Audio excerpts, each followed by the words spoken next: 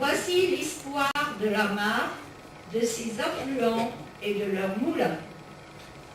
En suivant la Mare, de Gumière à Saint-Marcelin-en-Forêt. La Mare prend sa source à 1195 mètres d'altitude dans les monts du Forêt, sur la commune de Saint-Clément-de-Valorges, puis de Dôme. Elle traverse les cantons de Saint-Jean-Solénieux, Saint-Rambert et Montbrison et se jette dans la Loire à Boissel et Montrond. Jusqu'à la fin du XIXe siècle, la Mare s'appelait l'Ozon, de sa source à Saint-Marcelin-en-Forêt. Les hommes ont appris à maîtriser cette force sauvage pour leur usage, en installant de nombreux moulins sur les berges de la rivière, à portée des lieux de récolte, pour limiter le temps et la fatigue des déplacements. Dans le canton de Saint-Jean-Solénieux, les activités liées aux moulins, toutes époques confondues, sont très diverses. Certains moulins ont évolué. De nouvelles activités ont remplacé les anciennes. Au total, 167 bâtiments ont abrité 198 ateliers, dont 2 moulins à 100 et 1 moulin à vent. Les moulins se répartissaient inégalement près des rivières, ayant un débit d'eau important et régulier.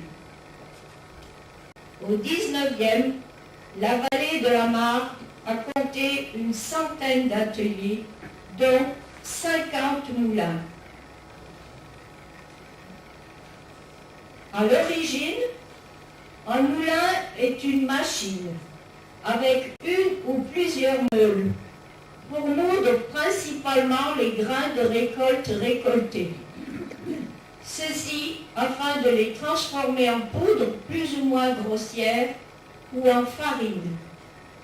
Il s'agit parfois uniquement de les fragmenter ou bien de faciliter l'extraction ultérieure de certains corps liquides présents, comme les huiles de colza, de noix, de noisettes, obtenues ensuite par pression des pulpes. Quels sont les différents types de moulins? Moulins à eau. Ils utilisent la force hydraulique de l'eau pour actionner la roue horizontale du moulin qui entraîne un axe, puis fait tourner la meule supérieure. Ce type de moulin convenait aux cours d'eau rapides. On trouve également des moulins à roue verticale pouvant s'installer sur tous les cours d'eau. Moulins à vent. On pouvait les orienter pour diriger leurs ailes face au vent. Il y a les moulins à pivot, constitués d'une cabine pivotante en bois montée sur un axe vertical. Et il y a aussi les moulins à tour, maçonnés en pierre et en briques. Leur toiture est solidaire de l'axe de rotation des ailes et tourne sur la sablière qui repose sur les murs. Moulins à marée. Les moulins à marée étaient installés au fond des baies ou des anses. Les marées y montaient 2 fois par jour. À la marée montante, l'eau entre au fond des criques, emplit un réservoir qui se ferme. À la marée descendante, le meunier ouvre les vannes et l'eau de mer fait tourner les roues du moulin. Moulins à manège, dit moulin à sang. Pas besoin d'eau ou de vent.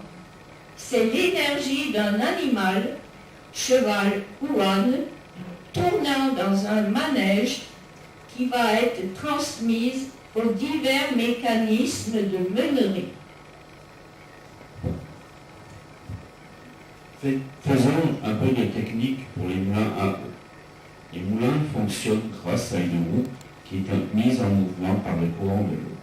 La roue fait tourner l'arbre moteur qui, au moyen d'engrenage, transmet le mouvement au meule.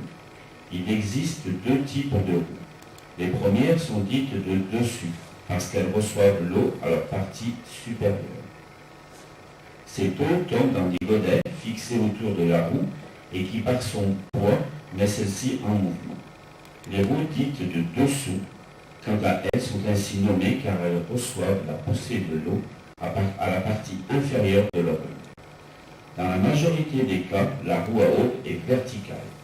Dans un moulin, au fil de l'eau, c'est le courant du cours d'eau ou du bief passant par la baie, ouverture, qui entraîne la roue à eau par sa partie inférieure. En conduisant l'eau au-dessus de la roue, c'est la chute d'eau qui transmet son énergie à la roue. L'usage de la roue à godet permet un rendement supérieur. L'eau peut arriver sous la roue pour lui transmettre une partie de son énergie cinétique. À partir de la révolution industrielle et plutôt du XXe siècle, certains moulins utilisent une roue horizontale, également dite turbine. C'est en particulier le cas des moulins à retenue qui sont généralement de taille modeste. Le niveau d'eau est maintenu à une hauteur suffisante en amont du moulin par un barrage ou un seuil muni d'un déversoir. L'énergie produite par un moulin à eau est utilisée localement. Elle est transmise et éventuellement démultipliée mécaniquement à l'appareil en mouvement par l'intermédiaire d'engrenages ou de courroies. Pour pallier l'irrégularité du débit, les moulins possèdent des bassins de rétention artificiels, une levée, des réservoirs, une pêchoire sur le canal d'Amenée. Un conduit, ou le bief, ou le péal, ou le bia, relie le canal d'Amenée ou le bassin de retenue au moulin. Ce conduit est fermé en aval par une écluse que l'on ouvre pour actionner la roue. Les différentes catégories de moulins à eau. Les moulins à huile. On faisait de l'huile avec toutes sortes de graines. Noix, noisettes, colza. L'huile fabriquée à froid est incontestablement meilleure. Le grand art consistait à chauffer jusqu'à obtenir un certain brunissement de couleur dorée et de parfum particulier. L'émaillerie. Appelées moulins à batte, peu exigeantes en force motrice, elles utilisaient un système enfantin d'arbre à cames, soulevant de forts maillets de bois dur ou pilons qui retombaient de leur propre poids sur les matières que l'on voulait écraser ou simplement aplatir. On écrasait ainsi l'écorce des chênes pour extraire le talc avant de conserver les peaux. On broyait aussi des tiges de chanvre pour obtenir des fibres. Les maillets réduisaient aussi les vieux chiffons en pâte à papier. On écrasait aussi le trèfle afin de recueillir des graines ou semences pour l'année suivante. Les moulins à farine, ils écrasaient les céréales, le froment, le seigle, l'orge, l'avoine. Ces moulins ont été les premiers à utiliser la force hydraulique pour écraser les céréales, base de l'alimentation humaine. L'axe vertical traversait le plafond et communiquait le mouvement installé au-dessus du niveau du terre-plein de l'écluse. Il entraînait la meule tournante ou courante, placée au-dessus de la meule fixe ou tournante qui reposait sur le plancher. Les meules pouvaient mesurer 2 à 4 mètres de diamètre, suivant l'importance de l'industrie et de la puissance de l'eau utilisée. Les activités voisines ou périphériques. On peut citer les moulinages qui s'égrenaient tout au long des rivières, employant une main-d'œuvre surtout féminine. Les hypothèses sur l'arrivée de la soie en terre forésienne sont nombreuses. Appelée comme ressource d'appoint dans un pays d'agriculture pauvre, où une main-d'œuvre abondante tissait déjà la laine et le chanvre, l'apparition de cette industrie de luxe s'explique à la fois par la proximité de Lyon et l'influence italienne. Il y avait également les scieries, le bruit des grandes roues motrices, celui des eaux qui se jetaient sur elles, le vacarme de la rivière gonflée par l'ouverture des écluses, la musique régulière des scies, le gémissement des arbres impitoyablement déchirés par les lames, tout cela mêlé aux cris des hommes pour se faire entendre, créait une vie bruyante et envahissante le long des cours.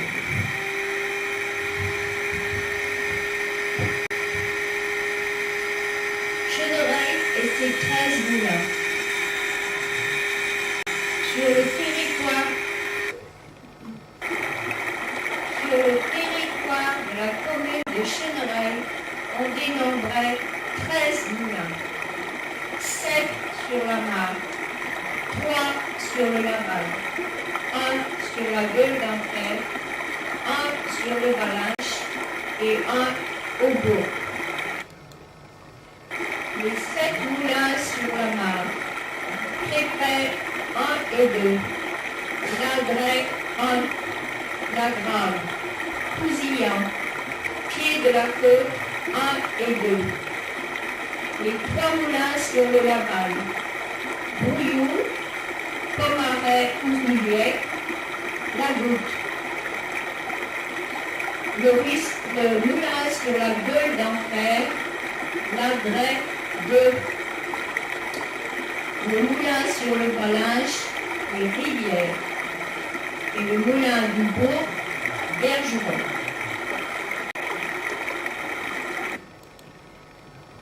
La Mare, qui totalise le plus de moulins, nous a déjà été présentée en début de diaporama. Nous ajoutons simplement que son parcours totalise 40 km et que les derniers 17 km appartiennent à la plaine du Forêt. Le ruisseau Le Laval prend sa source entre Chaussy et Maisonneuve de Marolles pour se jeter dans le ruisseau de Valinche à la côte 496 sur notre commune. La Gueule d'Enfer prend naissance à 950 mètres d'altitude au-dessous du hameau de la Ribère, à la limite de la commune de Saint-Jean-Soleillier. Après quelques mètres, elle passe sur la commune de Marolles, puis sur celle de Chenereil, tout en frôlant Soleillier. Elle saute dans la Mare à la côte 506, au lieu dit sous les vignes, entre Boisset-Saint-Priest et Chenereil.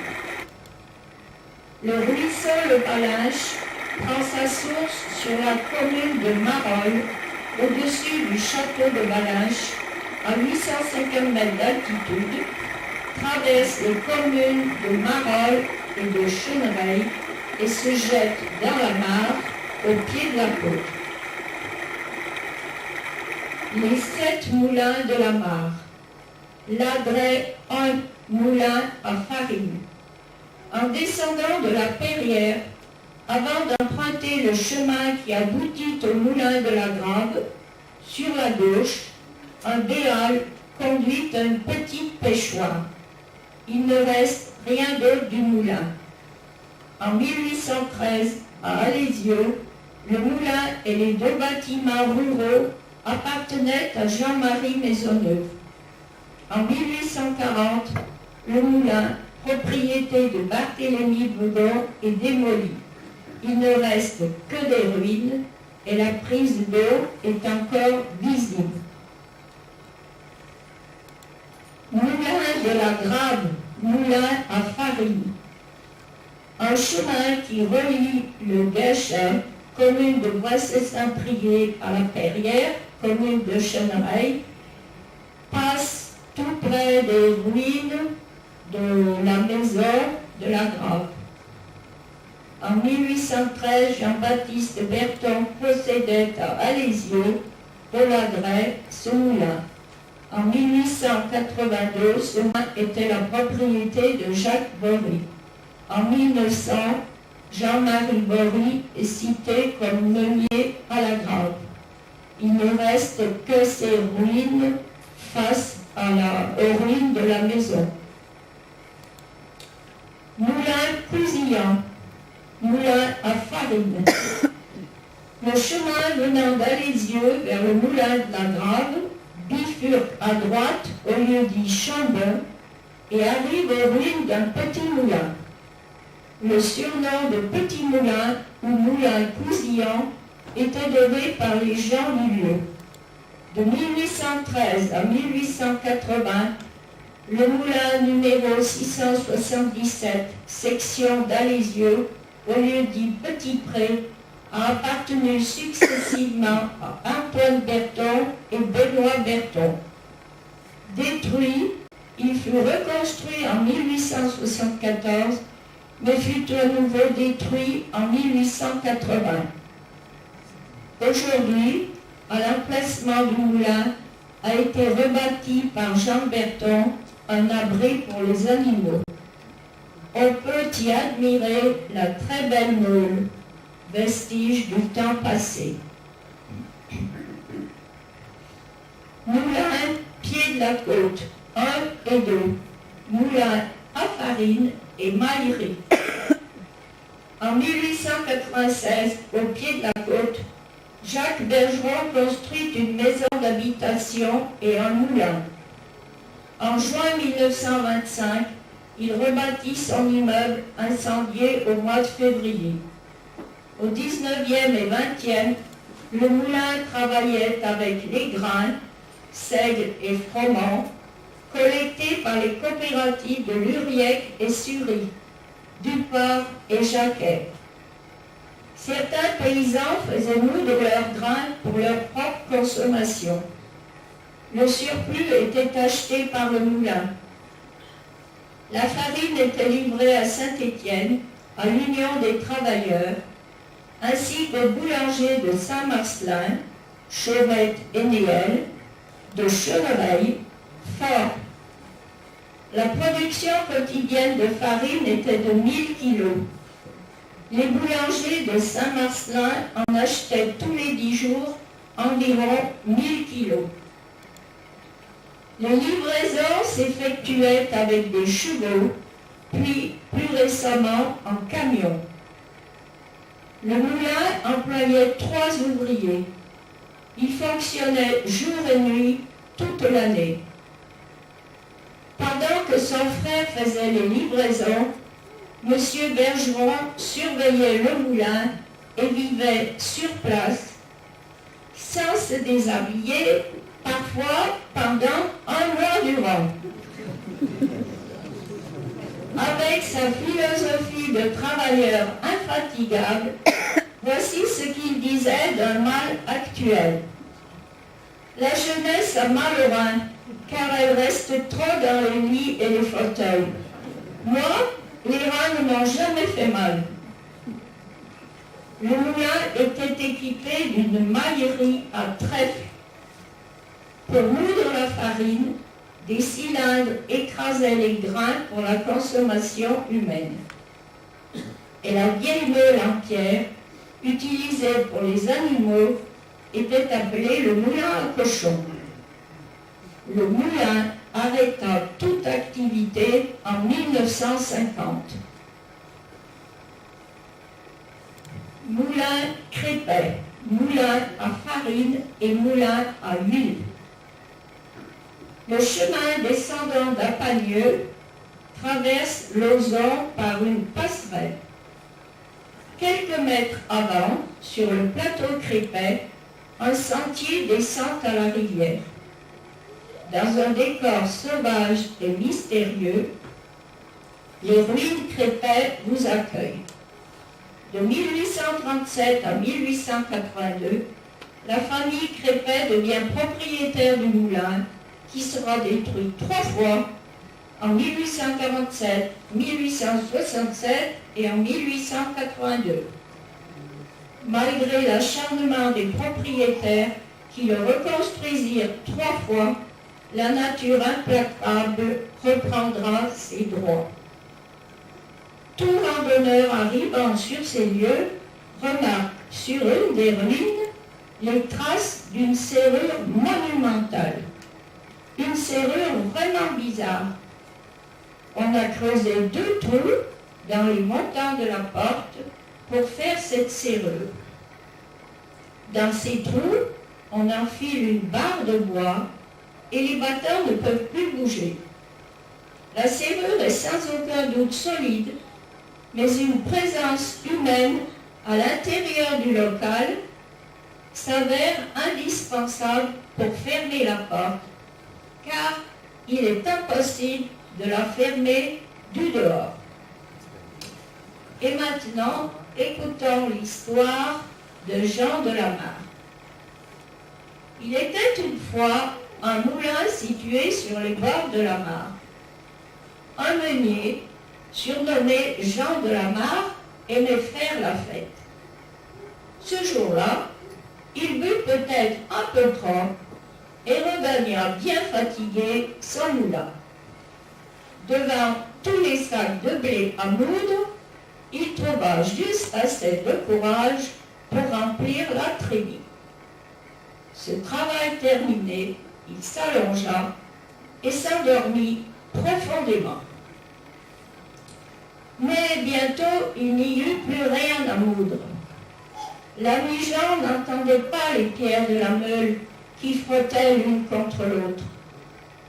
Un long moment s'écoula lorsque, tout à coup, notre ami se réveilla en sursaut. Mais il était trop tard.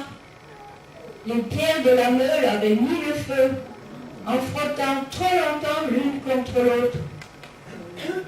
Jean vit alors qu'il était encerclé par de grandes flammes. Fort heureusement, quelques villageois qui revenaient de la fête aperçurent les flammes et accoururent au moulin. Là, ils se précipitèrent pour ouvrir la lourde porte. Mais Jean avait bloqué la serrure. Parmi les villageois se trouvait Marius le bûcheron, qui ne se séparait jamais de sa hache. En quelques coups secs, il cassa la porte et délivra des flammes Jean de la Mare.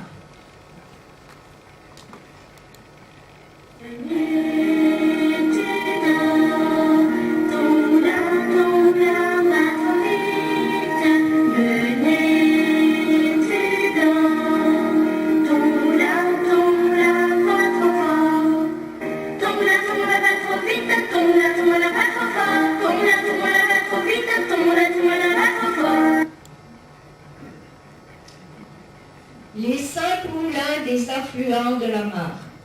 Moulin Ladret 2 sur la gueule d'enfer. Moulin à farine. En descendant du hameau de la forêt, sur le chemin de Ladret, 300 mètres à gauche, on trouve les ruines, la meule du moulin et sa prise d'eau encore bien visible sur la rivière la gueule d'enfer. Le propriétaire en est Jacques Grandchamp. Moulin de la Goutte sur le Laval. Moulin à farine. Sur le chemin des Adrets, en descendant sur les Champs-Rives, on traverse le Laval. Sous le chemin se trouve le Béal qui mène 100 mètres plus loin aux ruines du moulin. Moulin d'Uliec ou Pomaret sur le Laval. Moulin à farine.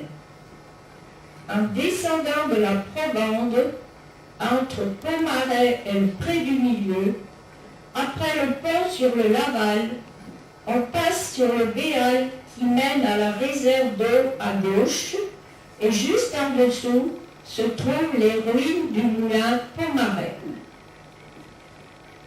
Moulin de Brouillou sur le Laval, moulin à farine. Sur le chemin de la Probande, endroit magique en descendant sur le Laval, à 50 mètres à gauche, avant le pont, on découvre la prise d'eau et sa réserve, et juste en dessous, les ruines du moulin. Moulin des Rivières sur le Valinge, moulin à farine. À Uliec, en descendant le chemin rural de Fils, 50 mètres avant d'arriver au ruisseau le Valinge, à gauche, on distingue le Béal qui conduit au moulin. Et le moulin du Bourg, moulin Bergeron, moulin à sang, moulin à huile. À Chenereil, le moulin à sang de Jacques Bergeron produisait de l'huile. De 1900 à 1955, les habitants de Chenereil, Boisset, Dicle, Marolles, Anésieux, Marieux, Triolle venait faire écraser le colza, les mois, au moulin du bourg de Chenereil. Exceptionnellement, le bâtiment était assez grand pour abriter une maison d'habitation. Jackie, petit-fils de Jacques Bergeron, se souvient de ce que lui racontait son grand-père.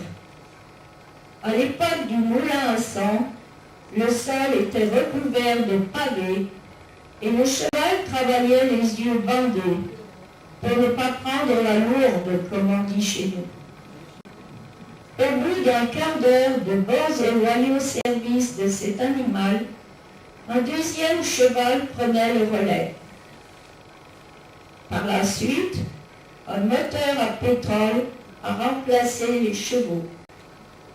Et pour finir, l'électricité est arrivée. Le moulin fonctionnait 2 fois par semaine, le mardi et le vendredi. Devant la maison d'Alain et Sylvia Bergeron, face au moulin, on peut voir une très belle meule.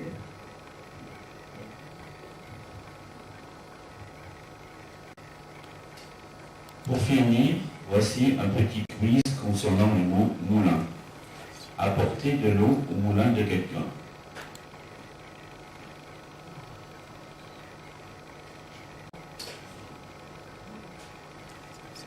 Entrer quelque part comme dans un moulin.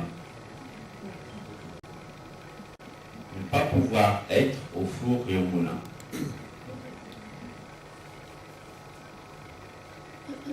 Un moulin à parole. Un moulin à prière.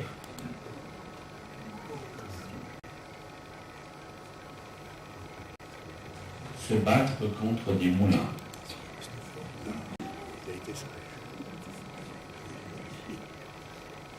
Nous allons passer maintenant la parole au groupe suivant qui va vous parler du sud de la Garenne et de sa carrière.